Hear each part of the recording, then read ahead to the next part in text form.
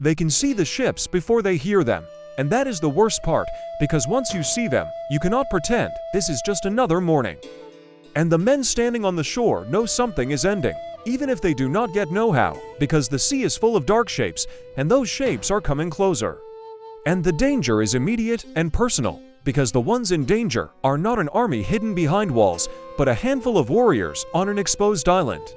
And the ones who hold power are far away, commanders with thousands of men, and orders already written. And if this goes wrong, what will be lost is not just lives, but Tsushima itself.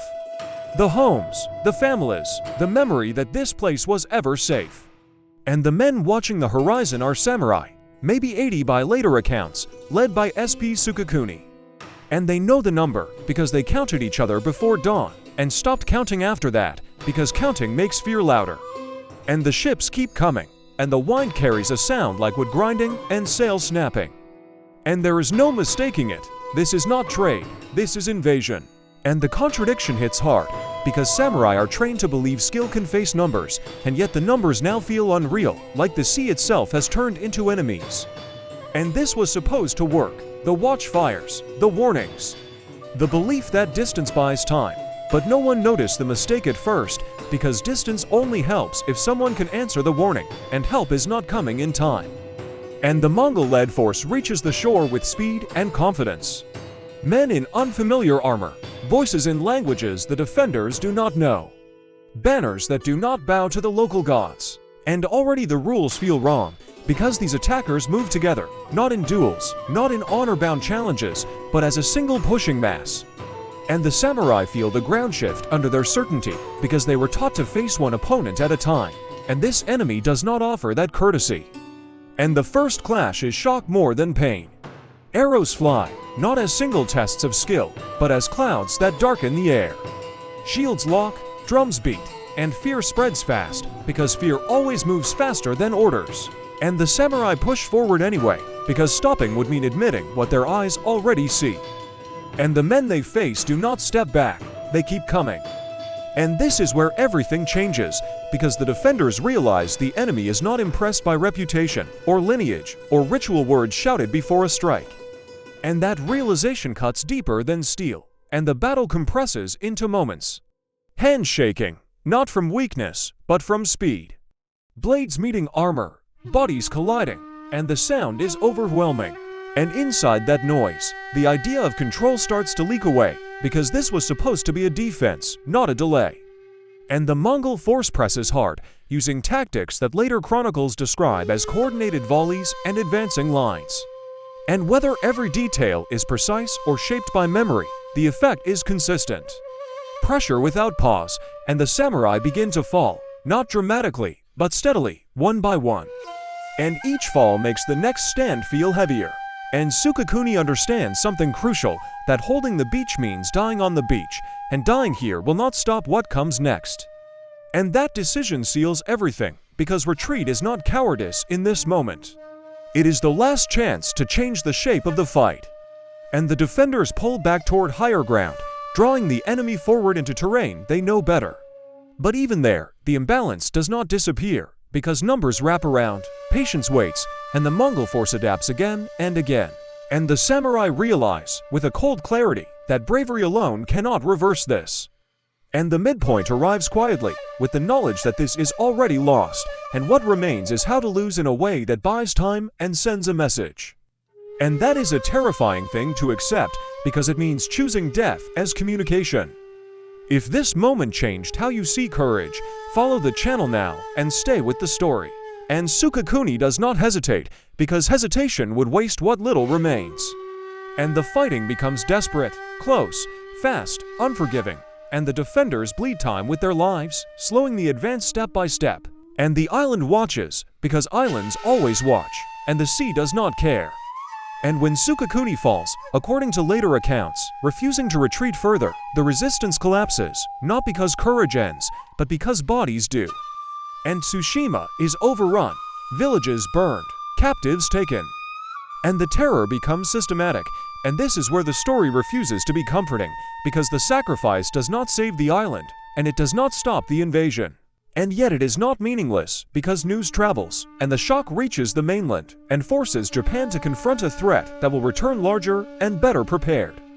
And the irony is brutal, because these 80 men could not win, and yet their loss sharpens the response that will later shape defenses across the coast. And the men who faced the sea of ships did not know that future, they only knew the present pressure. The sound of drums, the weight of numbers, and the knowledge that once the first ship touched sand, there was no way back. And the question lingers heavy, because what does courage mean when it cannot change the outcome? And the answer is uncomfortable, because it means standing anyway, knowing the end, and choosing to be the delay that buys others a chance. And that realization is where this story tightens, because the Mongols will move on, and Japan will brace, and storms and battles will follow, and legends will grow. But right here on Tsushima, the truth is smaller and harsher. A handful of men faced an impossible force, not because they believed they would win, but because someone had to be there when it arrived. And the pressure does not ease, because the consequences are still unfolding, and the invasion is not finished. And what happens next will decide whether Tsushima was a warning, or just the first name on a longer list. And that is where this story must pause, because the sea has not emptied, and the ships have not stopped coming, and the moment of decision has only just begun. The pause does not mean relief, it means the next wave is forming. And the people who survived the first shock understand this with a dull certainty, because invaders do not come once and leave satisfied. And the Mongol commanders do not slow down, they catalog what worked and what did not, because efficiency is their language, and fear is their tool. And Tsushima becomes proof that resistance can be crushed quickly. And that proof is carried forward like a weapon.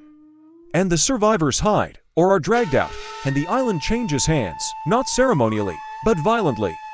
And the men who led the landing send word back across the water.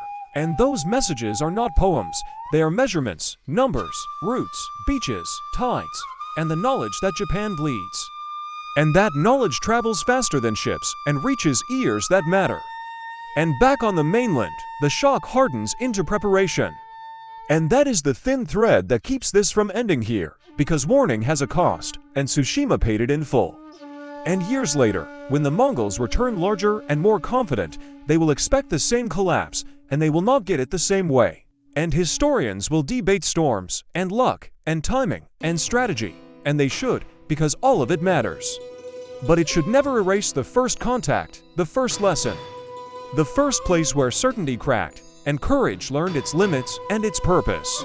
And the men who stood on that shore did not know their names would be remembered, or argued over, or turned into numbers. They only knew the sound of oars, the press of bodies, the taste of fear and salt and blood, and the choice to stand where retreat meant nothing.